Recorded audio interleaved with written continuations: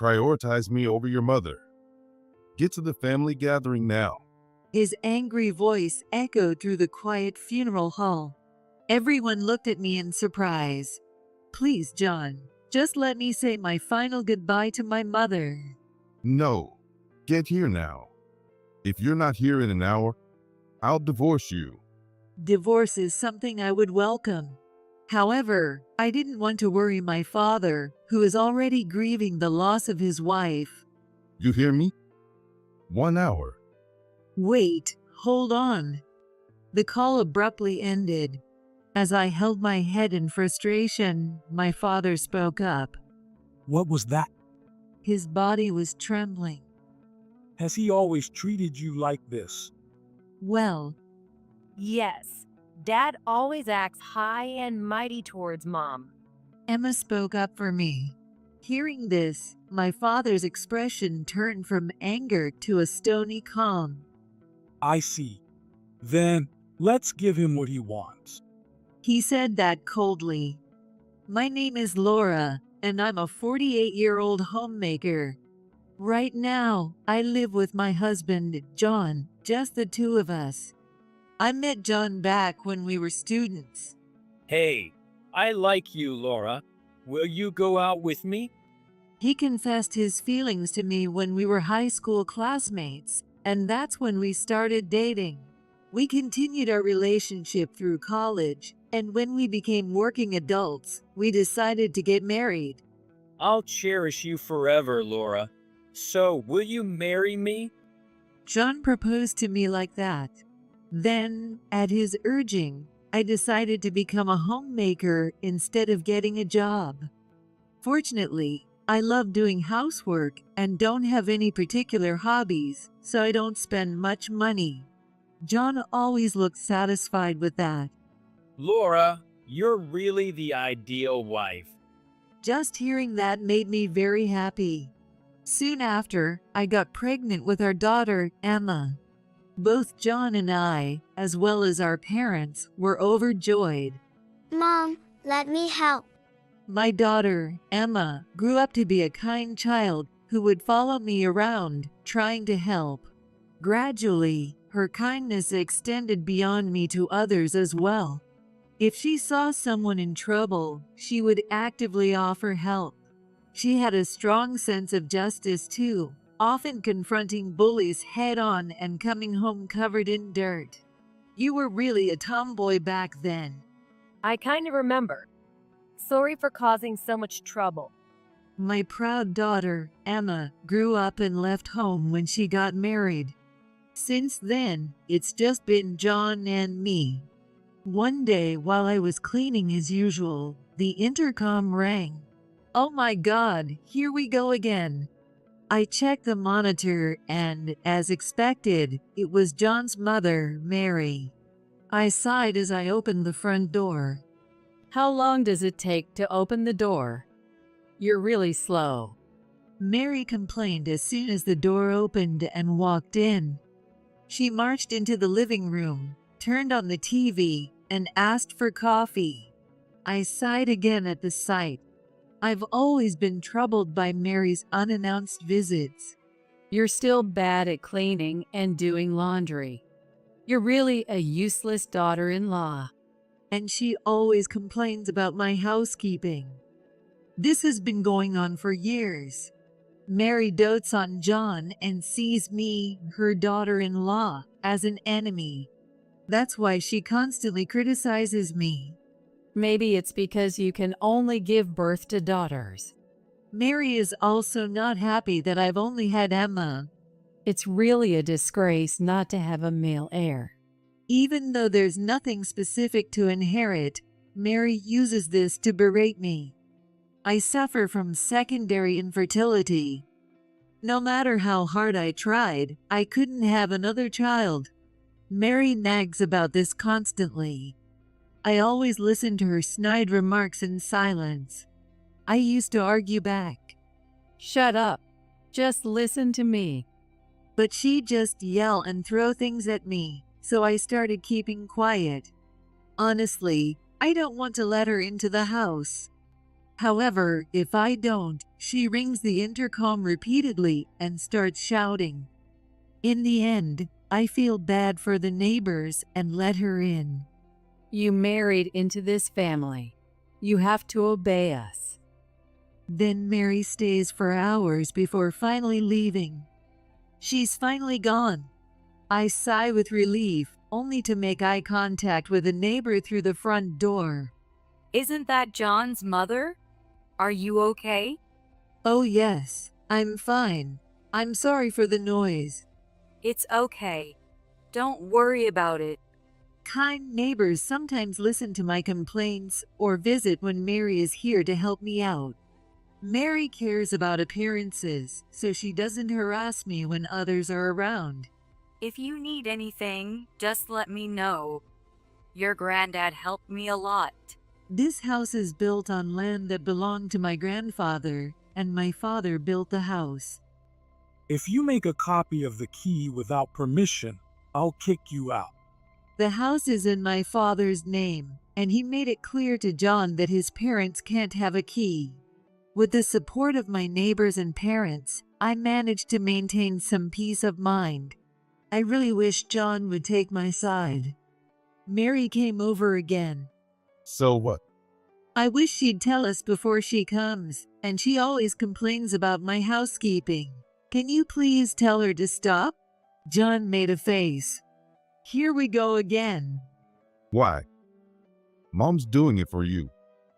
If you can't get along, it's because you're not trying hard enough. Just get used to it. John never takes my side. Being doted on by Mary, John has some outdated ideas. He believes that as the husband, he and his family come first, and he shouldn't do any housework or childcare. He has this old-fashioned, male chauvinist mindset. Anyway, it's all your fault. Don't drag me into your problems. John doesn't really listen to me. Seeing him storm off to his room, I sighed again. Hey, Mom. Can I come over sometime? One day, I got a call from Emma. Of course. The next day, Emma came over. Why did you come over on a weekday? Your dad's not here. I didn't come to see Dad. I came to see you. Emma isn't very close to John. On the other hand, John dotes on Emma, but she always seems annoyed by it. Because it was you who really paid attention to me.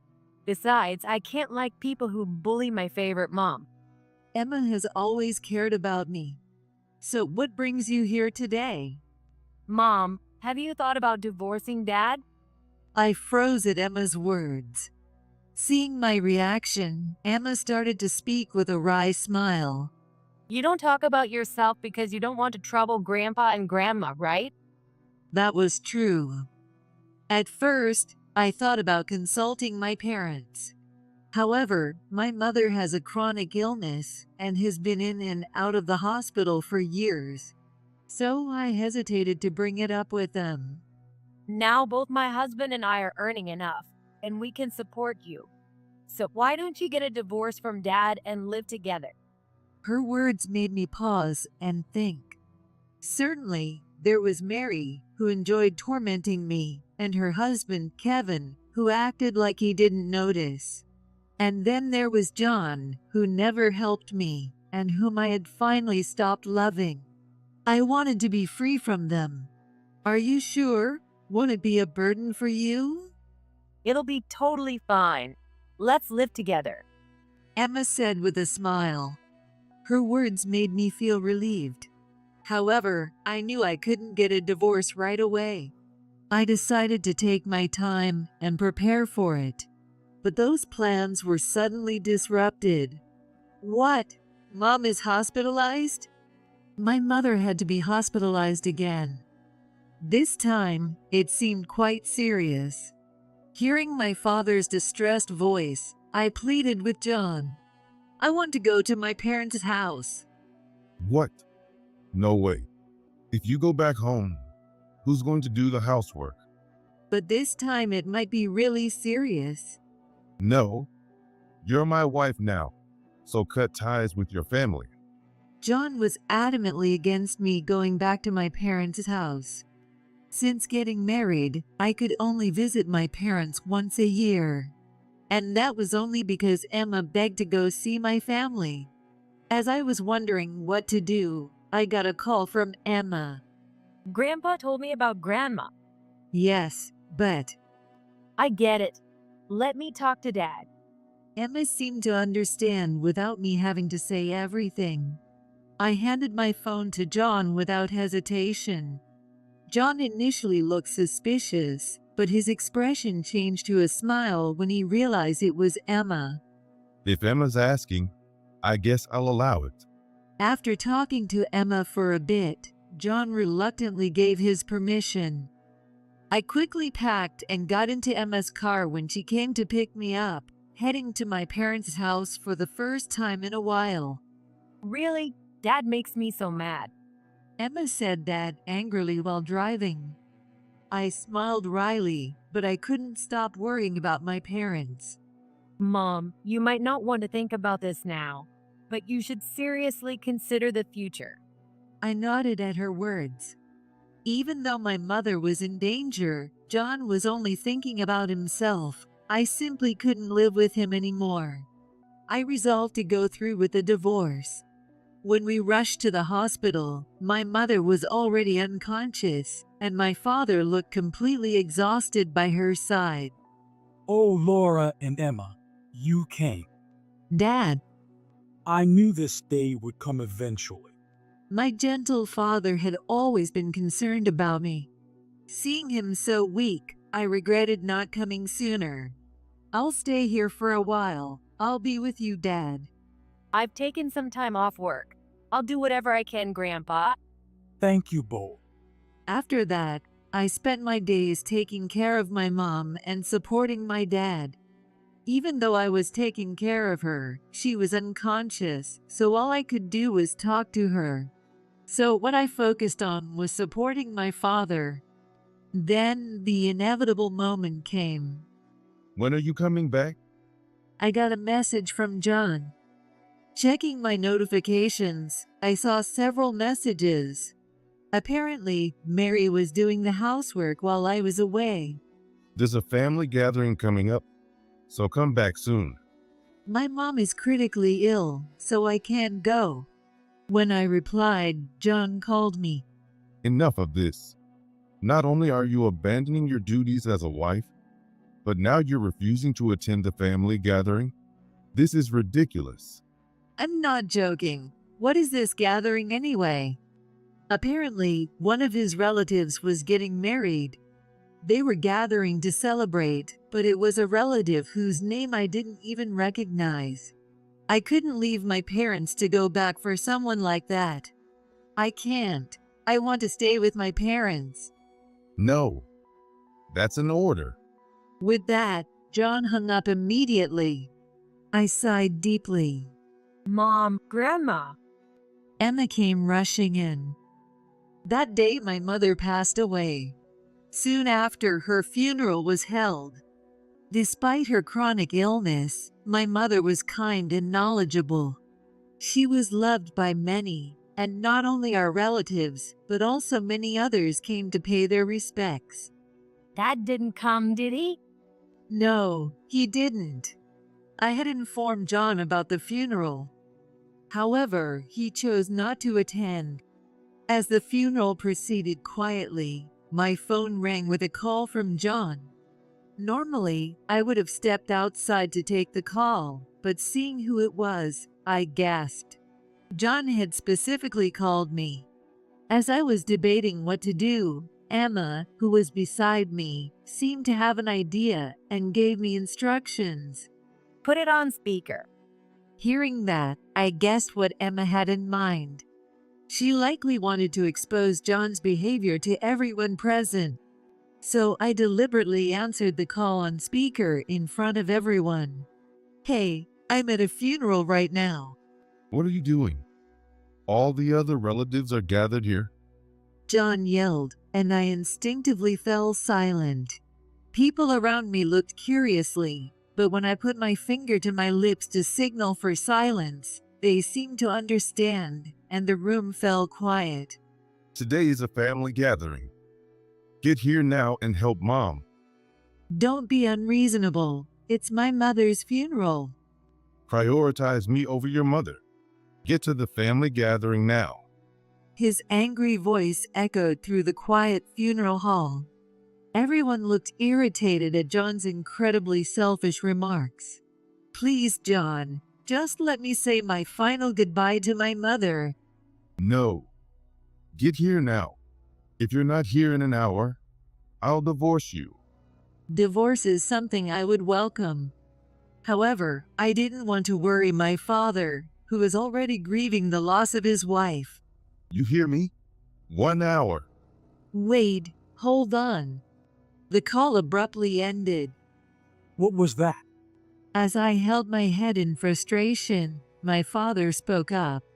His body was trembling. Has he always treated you like this?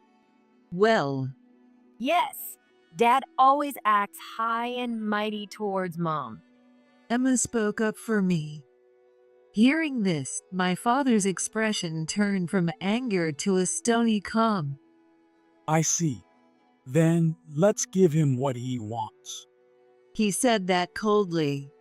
An hour later, still in our funeral attire, my relatives and I arrived at John's family home. You're late. What? When I rang the doorbell, Mary appeared with an angry expression. However, seeing everyone gathered behind me, her body stiffened in shock. Ignoring her, we all entered John's family home. As we moved toward the noise, I saw men laughing crudely, likely drinking. Meanwhile, the women, seeing us, stepped aside in silence, their expressions surprised. Sorry to keep you waiting. You're late. What the? John turned around at my voice and froze. His expression was just like Mary's. The relatives, who had been lively, were surprised to see us, all dressed in suits. What's with the outfits? And why is it not just you, Laura? You told me to come immediately, even though it was during my mother's funeral, so here I am.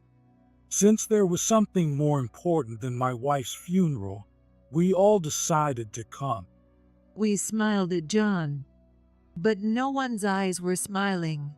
Noticing this, John mumbled and looked away. Well, that's... All right then.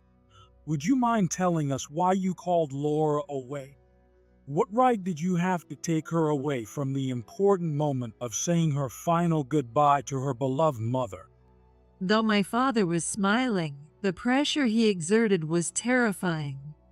Well, Laura is my wife, so... So being a wife means you can do anything to her. Pushing all the housework and childcare onto her. Allowing your mother to harass her. And forbidding her from visiting our house. Is that what you think a wife is? John tried to speak, but my father quickly countered. Eventually, John fell silent. What do you think my precious Laura is to you? My father yelled at John. John flinched and froze, letting out a small gasp. Stop it. You're scaring John. Mary rushed in. While she glared at my father, he returned her gaze coldly. It's only natural for a wife to obey her husband's family. What era do you think you're living in? Human rights are defined by law, and your statement is in direct contradiction to those laws. Are you aware of that? My father immediately countered Mary's words. Clearly, he was extremely angry about the situation. Seeing my father's rare display of anger made me feel a bit relieved. However, I didn't show it and kept glaring at John. Besides, if you say that, I can't come home either. Emma said that as she stood next to my father. You will always tell me to come home once in a while, but you tell Mom she can't visit her parents. What's that about? That's... You should have come to Grandma's funeral, Dad. Instead, you're here drinking. I've hated that about you since I was a kid. John looked shocked at Emma's words. He never imagined that Emma disliked him. Then my relatives started chiming in, calling him insensitive and the worst family. Even about half of John's relatives began to look at his family with disdain. No way. Emma hates me. John, pull yourself together. Though Mary said that, John was already in a panic. Seeing this, we left the house. After sending my mother off peacefully, I returned to the house one more time. I needed to pack my belongings. Are you sure you want to come with me? Of course. I decided to divorce John and move back home. And I planned to live quietly with my father. Laura, Just as I finished packing, John barged in. Behind him was Mary. It seemed that Kevin was not around. He still avoided these situations, as usual. Perfect timing. Here, sign this. I handed John the completed divorce papers. Seeing them, he turned pale and began to apologize. I need you, Laura. Please reconsider. No, I have no love left for you. Wait, Laura. We'll forgive you for everything. So you should forgive John too.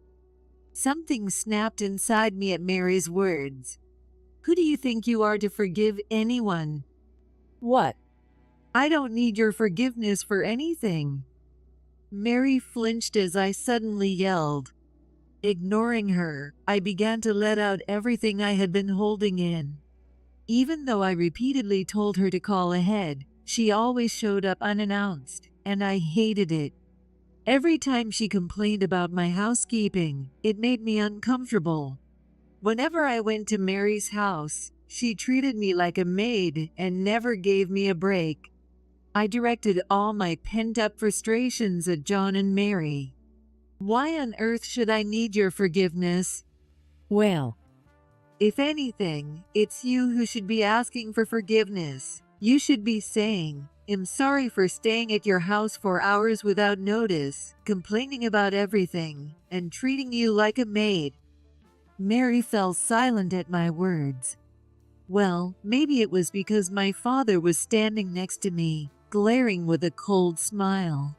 John, I can't leave my precious Laura in your care any longer. Get out of this house. What? The house is in my name, so it's you who needs to leave. John turned pale, perhaps having forgotten this fact. Get out now. My father ordered John and Mary out. Wait. Laura, please reconsider. Wait a minute. Before you leave, just sign the divorce papers. John looked hopeful when I stopped him, but his expression quickly fell when he heard my next words. Finally accepting it, John signed the divorce papers. I'm so glad the divorce is finalized. Yes, truly. As my father and I shared a laugh, we heard commotion outside. We looked out the window to see what was happening. Why did Dad leave us behind?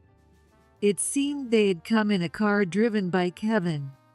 Apparently, Kevin left while they were arguing with us. After some more commotion, the police, called by our neighbors, took John and Mary away. They're noisy to the end. Watching this, I muttered. Then, after everything quieted down, I took my belongings and returned to my parents' house. Oh, it's a message from Kevin. When I checked my phone after returning home, there was a message from Kevin. I'm sorry I couldn't protect you, Laura. The message contained an apology. Kevin had left early to buy time for the women in John's family to escape. Apparently, some of the women had stayed behind at John's house under the guise of cleaning up. It seems that our arrival woke up the women. So, they all escaped while Kevin was buying time. It turned out that Kevin had been marginalized in the household due to Mary's schemes. Everyone had been ignoring him. This time, Kevin had taken his revenge on Mary. I might have misunderstood Kevin. No, it's true he didn't protect you. So don't feel sorry for him. Instead, let's be glad we're free of that family. I nodded in agreement with my father's words. Apparently, John and Mary were in a difficult situation. Since the women had successfully escaped, their husbands were now holding a grudge against John and Mary. And Kevin himself divorced Mary. The two of them were shunned by all the relatives, and Kevin kicked them out of the house, forcing them to move into a cheap apartment. It's going to be tough for them from now on. What did you do to Dad? I had taken a significant portion of John's savings through property division and compensation for emotional abuse. Additionally, I had informed his company about his behavior. John would occasionally bring his colleagues to the house. John had old-fashioned views in the worst way. As a result, he would sometimes forcibly bring his subordinates to the house. One of these subordinates had given me their contact information in case I ever needed help, and I enlisted their help this time. As a result, John was in a very uncomfortable position at work. And that's not all. What else? It turned out John had been emotionally abusing his subordinates as well. When they learned about our divorce, they came forward with evidence and sued him. Wow, that's really the worst. Yes, and he ended up getting fired and had to pay compensation to his subordinates. So, John had no choice but to move into a cheap apartment. Now, he's working multiple part-time jobs, barely making ends meet. Mary could work too, but since she's always been a homemaker, she's just living off John's earnings. Because of this, John is under a lot of stress. According to a subordinate who saw him in town, he looked haggard and frustrated, kicked a trash can, and was severely reprimanded by the police. He really hit rock bottom. I'm so glad we cut ties before this baby was born. Emma was at my parents' house to announce her pregnancy. Seeing her lovingly pat her belly, I was also glad to have finalized the divorce. Emma's husband was also there, currently keeping my father company. So, can I have the baby here? Of course. I'm already looking forward to the birth of my grandchild. Knowing that a great-grandchild is on the way, my father eagerly brought out drinks and started drinking with Emma's husband, though I'll need to stop him soon before he overdoes it. John and Mary, with their selfish actions, won't even get to see their grandchild and great-grandchild respectively, let alone hold it. I think that's the biggest punishment for John, who doted on Emma. By the way, I informed Kevin about Emma's pregnancy. I don't deserve to meet them. Please focus on taking care of Emma. Given Kevin's words, I doubt we'll see him. By the way, Mom, have you thought about marrying again? Not yet. I just got divorced after all. As I answered Emma, one man came to mind. His name is James. He's the subordinate who gave me his contact information, and he's been contacting me frequently since my divorce. That look on your face. Do you have someone in mind? Emma asked with a mischievous smile. She managed to get the whole story out of me. James, I think I know him. What? Sometimes, when I woke up in the middle of the night, he'd apologize and say, "Sorry for waking you up." Emma looked nostalgic. Apparently, whenever James came over, he was always considerate of Emma, who was just a child at the time. And he always seemed to be watching over me. I used to wish James was my dad instead. Really? I think it's time for you to find your own happiness, Mom. Her words made me pause and think, and then I nodded. Right after that, James invited me to dinner, and Emma and I shared a laugh. My own happiness, maybe I can find it this time. Thinking that, I couldn't help but smile. A little early, aren't I?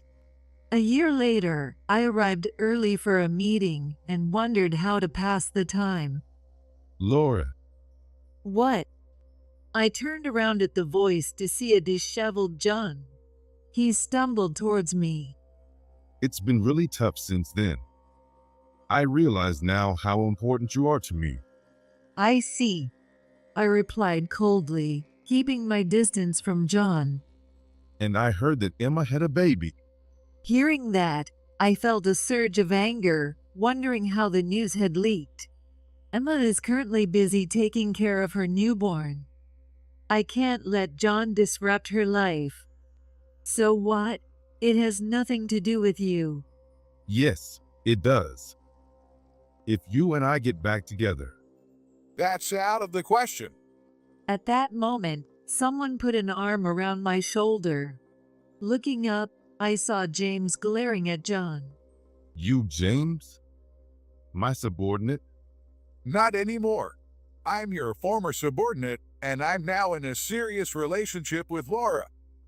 John's face fell in despair at James' words. A year ago, when James invited me to dinner, I accepted, and we met. He confessed that he had fallen in love with me at first sight and had been harboring feelings for me ever since. After that, we decided to start dating. This can't be. I will make Laura happy this time, and I will cherish Emma's child as my own grandchild. You no longer have a place here. With James' firm declaration, John stumbled away. He would never appear in front of me again. So, Laura, Yes, will you marry me? James asked, looking a bit shy. I nodded, feeling a bit shy myself. So we're engaged now. Wow, congratulations. That's wonderful. It has always been my and my wife's wish for Laura to be happy. When I reported the news at home, my father and Emma congratulated us. Feeling a bit embarrassed, I thanked them. Are you going to have a wedding? No, we're both a bit too old for that. Besides, you can't participate with a baby, and it would be hard on you, Dad. They looked a bit disappointed. I smiled softly at that. Instead, we're planning a trip. We'll be away for a while. I see. Leave Grandpa to me. Then, I guess I'll take care of the great-grandchild. Smiling, I nodded at the two of them. I looked at Emma and my father. Thanks to you both, I'm very happy now. Thank you so much. At my words, the two of them exchanged glances. My father was the first to speak. On the contrary, it's because of you that your mother and I were happy. Same here. I'm who I am today because you raised me with so much love. I expressed my gratitude to them once more. Shortly after, I married James. It's like a dream having Laura as my wife. James's expression reminded me of John's when he confessed his love. But James was different. John always looked straight ahead, never at me. In contrast, James looked right into my eyes. Even such small things made me smile. A few years later, my father joined my mother, and now I live peacefully with James. Unlike with John, we talk about everything and respect each other. It's a feeling I cherish deeply. Is Emma coming today? Yes, she is. Her child is already 6. Time flies. I always want to buy her everything when she calls me Grandpa. I couldn't help but laugh at James's words. I understood the feeling well, because I feel the same way. I think Emma might scold you if you buy too much. And you're any different? As we laughed together, we heard cheerful voices from the entrance. Smiling, we headed over. Mom, Dad, hi. Emma greeted us with a smile.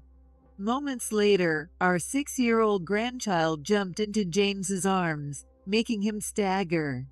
Oh, such a little tomboy. She takes after you. Emma let out a dissatisfied sound at my words.